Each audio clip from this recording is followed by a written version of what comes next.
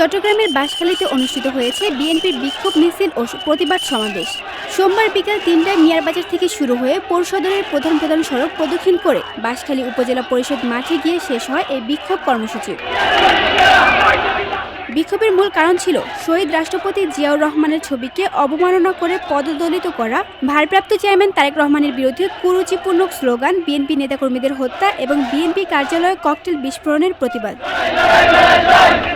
প্রতিবাদ সমাবেশে প্রধান অতিথি হিসেবে উপস্থিত ছিলেন চট্টগ্রাম দক্ষিণ জেলা ছাত্রদলের সাবেক সভাপতি ও চট্টগ্রাম ১৬ বাঁশখালী আসনের সম্ভাব্য সংসদ সদস্য লিয়াকত আলী চেয়ারম্যান।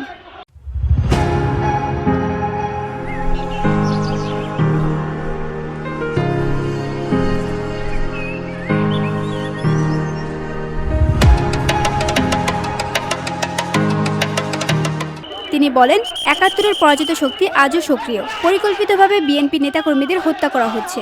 শহীদ জিয়ার ছবি অবমাননা, তারেক রহমানের বিরুদ্ধে ষড়যন্ত্র ও ককটেল হামলা, এসবই আগামী জাতীয় নির্বাচনে বিএনপিকে বাধা দেওয়ার অপচেষ্টা।